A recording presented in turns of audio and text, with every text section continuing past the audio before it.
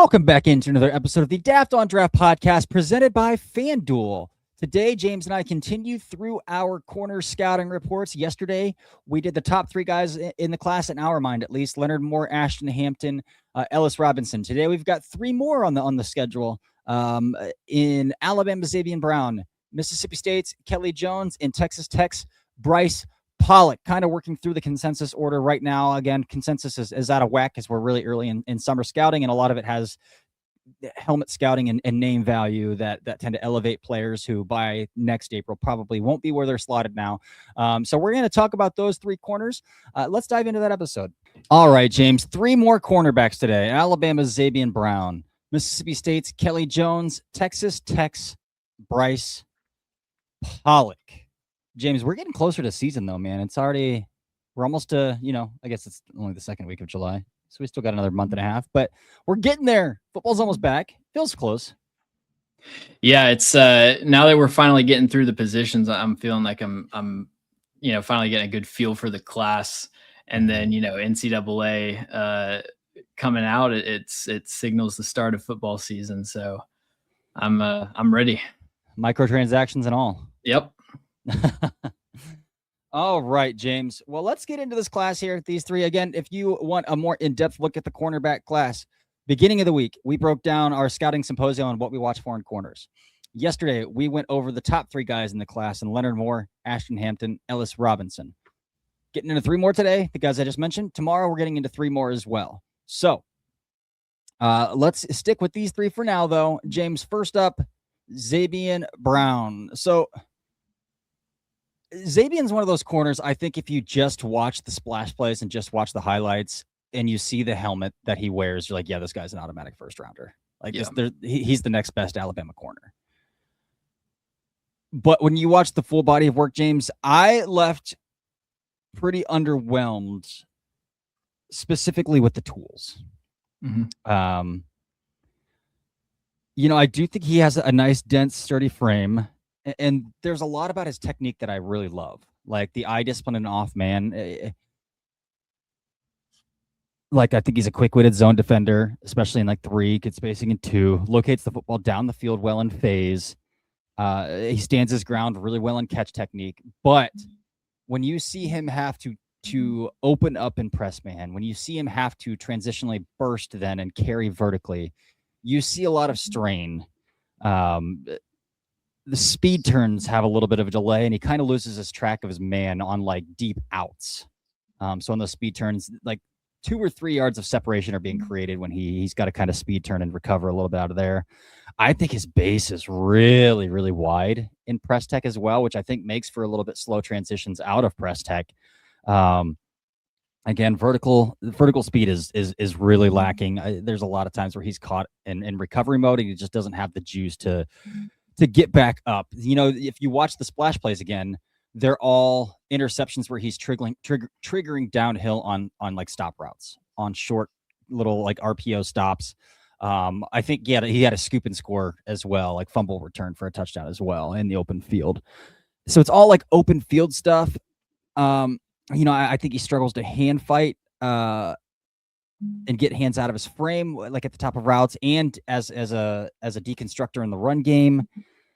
Again, the lack of transitional burst is really what gets me. Like, I can live a little bit with a little bit of strain working vertically, but if you can't recover and get back in phase, that's where it's really hard for me to really plant my flag on you as a corner, which is the main thing that I see with Zabien Brown. Again, I really want to like the player, but there's a lot lacking here from a tools perspective, and then the tackling is pretty arm tackly as well. And ankle bitey, which gives me a lot of pause. I suspect that he's going to be a good, sturdy college corner again this year for Alabama.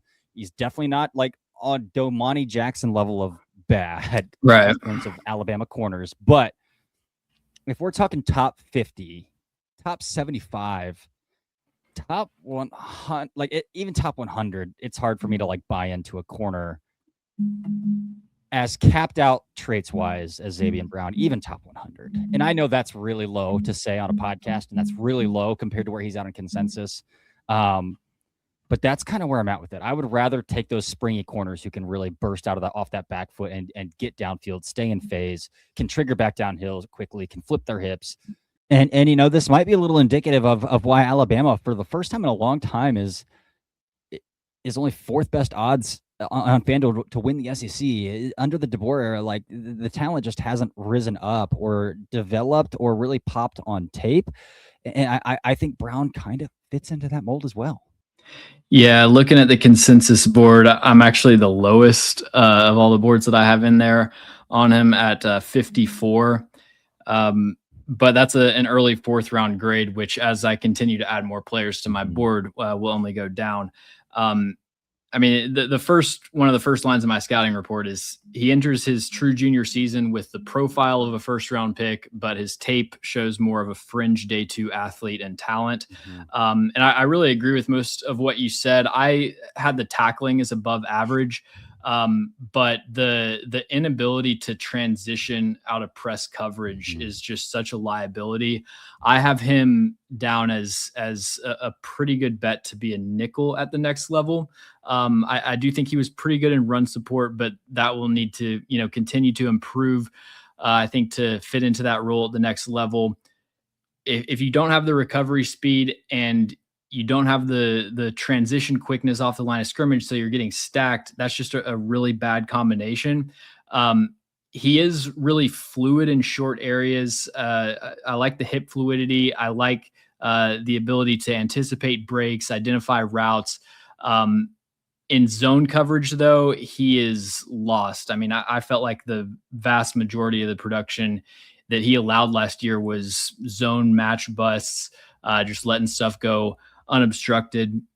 I do like his hand usage at the line of scrimmage when he does press aggressively, but again, it's just not a guy that I really want in press because I'm worried about him getting blown off the line of scrimmage. So yeah, I had him comped to Levi Wallace. I think that, early fourth, he is currently my CB7, but I feel like I'll probably have a few more that come in ahead of him. Yeah. Corner's one of those positions like Brugler always drops one by like his week 5 big board. It's like, oh, that's a corner I've never heard of before. that ends up making the jump. Like that was Brandon Cisse this year, this past year. It's like, oh, who the heck's Brandon Cisse? It's like, oh yeah, this guy's really springy. Yeah, the profile's tough to invest a steep pick in. James, we're moving on now to going even back to last year. One of your favorite college football cornerbacks in football last year went back to school, Mississippi State's Kelley Jones. Why don't you go ahead and kick us off here on Kelley Jones? Yeah, so Kelley Jones is a strange player. He is 6'0", 196, appears to have very good length, elite recovery speed to get back in phase with deep routes when he gets stacked, which does happen occasionally because I think at his best, the transitions off the line of scrimmage can be really quick and rapid, but he has this really hunched over press stance that, any kind of like inefficient body positioning that you're starting out in, when you have to get out of it, that just adds to the inefficiency of your transition. And I see him pretty routinely, take an extra beat to start gearing up off of press. Yep. But overall, like shutting down the vertical plane is the last thing that I worry about with Kelley Jones. He was targeted on 11 fades last year and allowed 1 catch for 22 yards. Tracks the ball really well down the field. He swats 50-50 balls away like a rim protector. And he's got this massive wingspan that really shields receivers from the ball. And even if he's a step behind, that can make up that last bit of separation to kind of close off the window at the last second.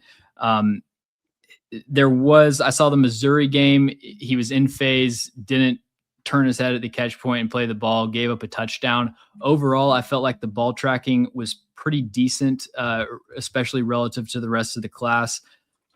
He doesn't really press aggressively at the line of scrimmage. I think a more physical, assertive kind of play style would benefit him because he does have the recovery speed.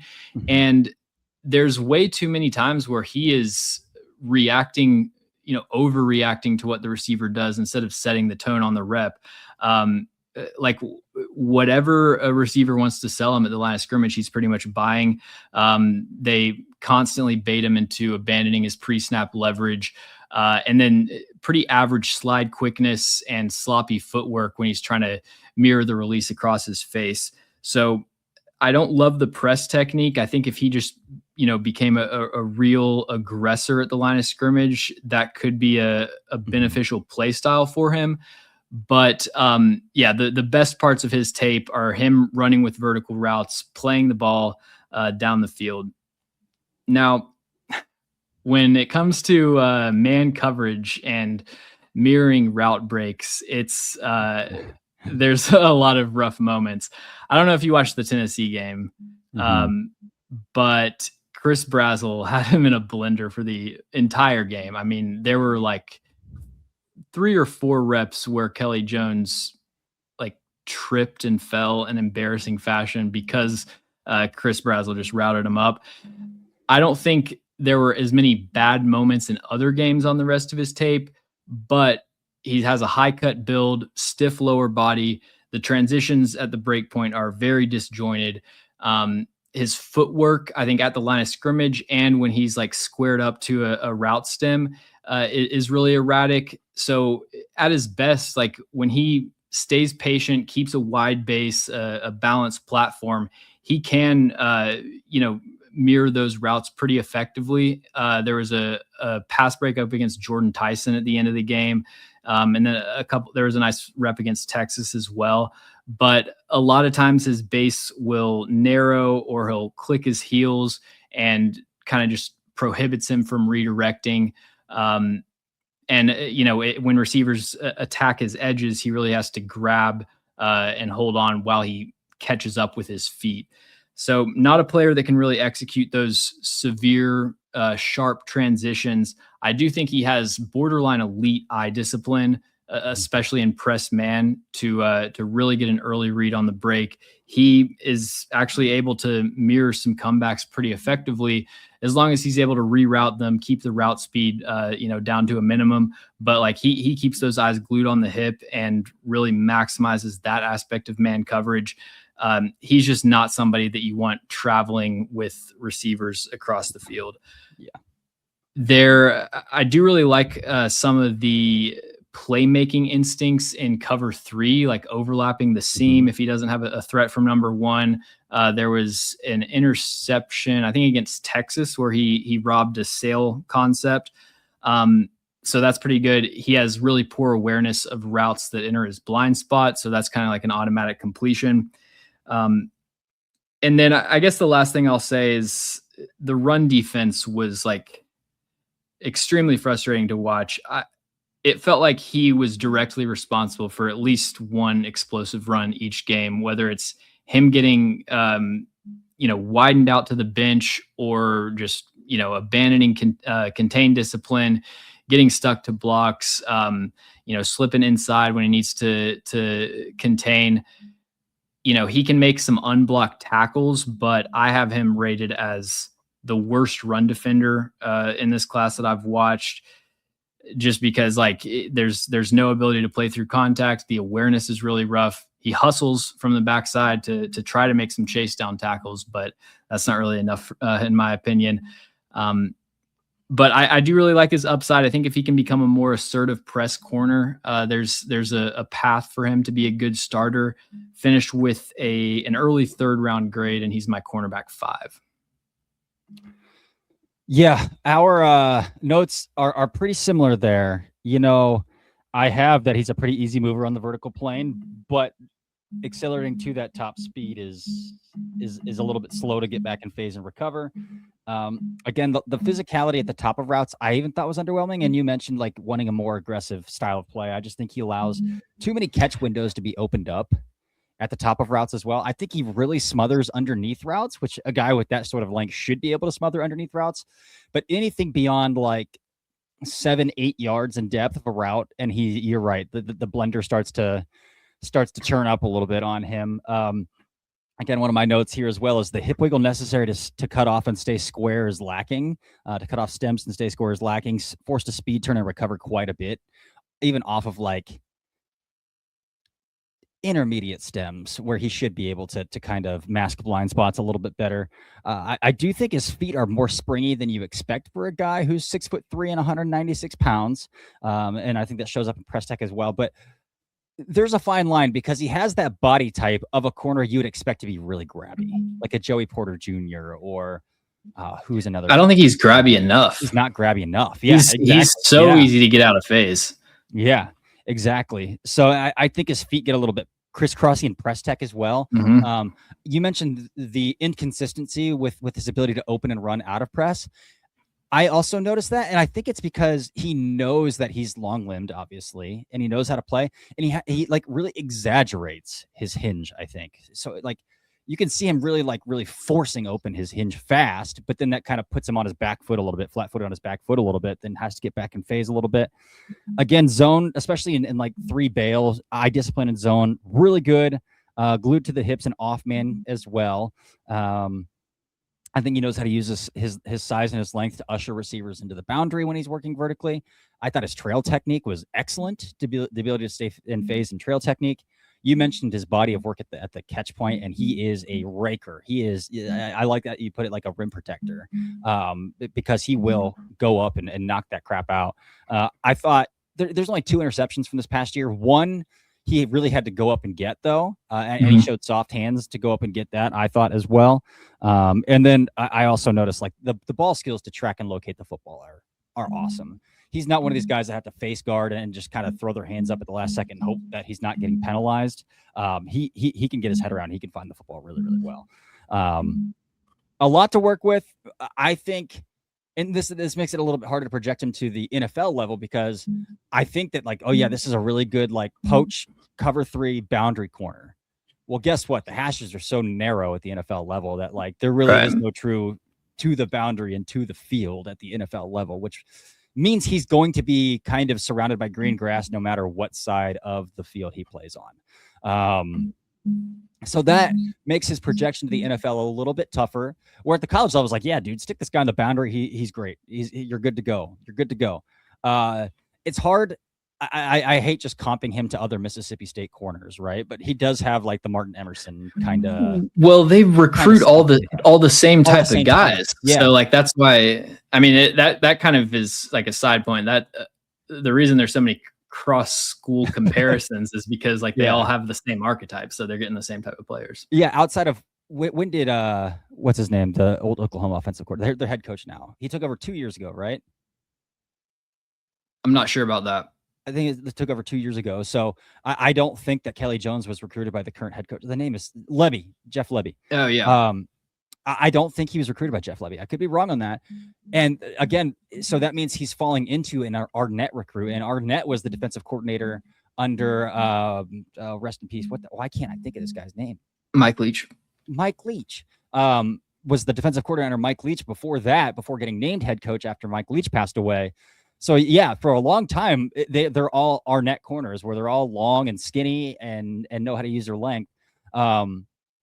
But he is very Martin Emerson-ish to his game. So interesting. I'm definitely a day 2 guy, probably more of a 75 to 100 pick by the time the draft comes around, I think. But there is quite a bit to look like. And I do think the vertical speed is good enough. I do even think that I see a little bit of spring transitionally, like from flat-footed to getting in to like bailing and turning and running. But the acceleration is a little lacking from Kelley Jones. Did you see a single example of him like clicking and closing downhill from off coverage? I was trying to rate like his click and close, and I'm like going through all my clips. I'm like, did he do that a single time? I don't think so. But yeah, I don't really think he's that explosive or like quick to accelerate. Yeah. I'm right there with you. And then that's going to take us to Brice Pollock. And James, I left Brice Pollock's evaluation thinking like, are we sure this guy's not a safety? I don't know if you felt the same way watching Brice Pollock, but because I do think the instincts and the eyes and the discipline and zone coverage are really, really good, man. It's like ball skills and zone coverage. Yeah. Ball skills and zone coverage is what is what Brice Pollock brings to the table. I don't want this guy in man coverage, even for a snap. The feet in press tech are flat and heavy, just kind of sloppy. He's more of doing like a karaoke and sideways shuffle in press tech almost, where he's not square at all, and he's like already off the ball anticipating hinging open and running, even in press tech, which he is bailing quite a bit as well. Like he doesn't play man coverage very often, but I don't think I saw a single like sudden hip sync with him either. Like the hips just are not oily. The long speed is lacking when he's forced to push vertically. Like he's a big time strainer, more so than Zabien Brown when he's got to turn and run. Transitional burst off the back foot just isn't springy. It takes him a little while to get from 0 to 100. Just the fragmented ability to flip his hips back towards the boundary as well. Just a really leggy mover. Just very high cut, very leggy. Mississippi State transfer. Mississippi State. Is he really? Yeah. Well, there we go. There's another one. So just a really high cut player. Like he almost plays like a car dealership inflatable tube man. Yeah. How his like all of his limbs are just so out of sync and out of control. I think, we mentioned the ball skills. I do think there are times when he's working down the field because I think he's straining to get back in phase that he does struggle to get his head around deep down the field. And then he's pretty jumpy to react to underneath action. So there are a few times I saw him get beat on high lows or like screen and goes, fake bubble screens. Because he annihilates screens, and then Kansas got him with a fake bubble. Yeah. So he's a little jumpy there and too quickly to trigger back downhill. But again, he'll tackle his ass off. His ball skills are top notch. And then his zone instincts are really strong, man. So like, this isn't to say that Brice Pollock isn't a good football player, but like, if I have a corner that I'm terrified to play in man coverage at all, that's where I start to say like, man, should you be kicking back 5 more yards deeper into the defensive backfield here a little bit and just play over the top? He's a tough prospect. Yeah, outside of the playmaking instincts and zone coverage, and not the ability to turn and locate the ball, that is pretty brutal, honestly. I said, rarely gets his head turned around on deep targets, defaults to face guarding, extremely handsy, waiting for the ball to arrive. Like I said, he plays like the ref. He plays like he doesn't know the ref is watching him. It's pretty. I mean, there are I think he had 6 penalties in 2025, but I could have come up with 5 or 6 more. But like downhill, top down ball skills are excellent. He had 6 interceptions last year.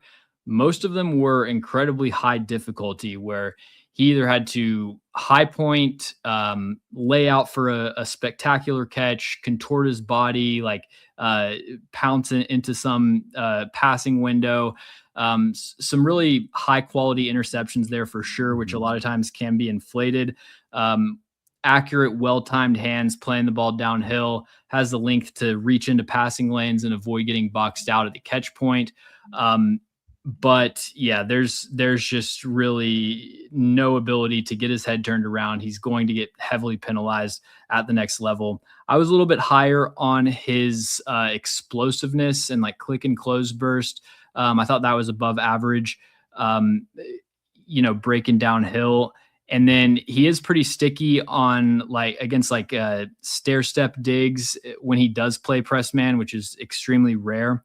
But I'm glad you said all that about the press coverage, because I had Pollock and Kelley Jones. I had a lot of notes, a lot of negative notes for their press technique.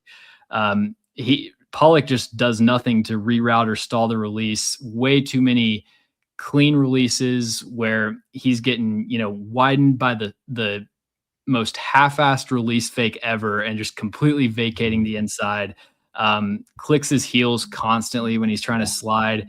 And there are like on about 80% of press reps, there's a false step, usually with the outside foot. Very slow to activate his feet and mirror quick slants. Routes in the red zone from trail position. He can get shaken out of phase at the top of the stem. Jordan Tyson got him for a holding. And then there was another one. I forget which game it was, but gave up a 2-point conversion. And then he gets out muscled at the top of stop routes and disconnects pretty consistently. You know, that type of player, a lot of times they would be like really good and instinctive and off man, but I thought he was just so easy to manipulate. He does, to me, a really poor job of protecting his leverage in off man. Crafty route runners, or even like not that crafty route runners, can kind of toy with him. When he's in a side turn, he's very late to identify routes. And then just, I said it with the stop routes, but in general, doesn't have the core strength really to stand his ground against push-offs at the break point. Not a very high impact run defender, and he's more of he's either going to try a drag down tackle or just ankle bite. So that would be my hesitancy with moving him to safety. Although I do share your concern about him at corner. He's a strange player because I think there is some role that, he could potentially be good. I would love to see more press man reps for him, like get some more live action and kind of get up to adequate at that level, because I would just have a really hard time drafting somebody that I feel like you can only play like one coverage with, and you don't exactly know what position he is. Can I throw a comp at you? Yeah. Cam Bynum. Oh, that's a good one. Cam Bynum played corner at Cal. Yep. 6'002", 196. Pollock is 6'0", is 6 foot flat, 192. Bynum's that's actually a really Bynum's testing numbers 4.58 40. I think that lines up pretty well with what Pollock is probably going to run. 34-inch vertical, only a 1.6 10-yard split, 46 percentile. So I think Cam Bynum might be a pretty decent comp here for Brice Pollock. Yeah, the skills that I had for Brice Pollock that were above a 70. I had explosiveness at a 72, click and close at a 73, kind of the same thing. Zone coverage, play recognition at an 85, and then catch point at a 91. Pretty much everything else, it's a lot of 30s, 40s, and 50s. So going to need to become a more well-rounded player before I'm ready to spend real draft capital on him. But he's 6 foot 192, seems to have pretty good length. What'd you say you think he would run in the 40? Like a 4.58, 4.55, maybe 4.55 ish. See, I thought the speed was adequate, but just like not really a makeup gear. But yeah, I'm not really as high on Brice Pollock as I think the consensus is. Yeah. What is he? 54th on the consensus? Yeah. All right. Anything else on any of these three corners, James? I think that's all I got for this episode on those three guys. Yeah. All right. Tomorrow, we're going to round it out with three more corners. We're going to do Indiana's Jamari Sharp, Miami's OJ Frederick, and Tennessee's Kenyon Lee. We were going to do Houston's Jalen Mayo, who I'm really bullish on. SF Austin tape is not as available to do a full breakdown on him on a podcast. So I will write a scouting report up on my site on him because, again, I'm really bullish on him as a player. But James, that's all I got for today. We'll go over those last three tomorrow, and we'll wrap up another position here, man. I'm excited, man. All right. Well, that's it for today's episode. Until next time, this has been another episode of the Daft on Draft podcast. See ya.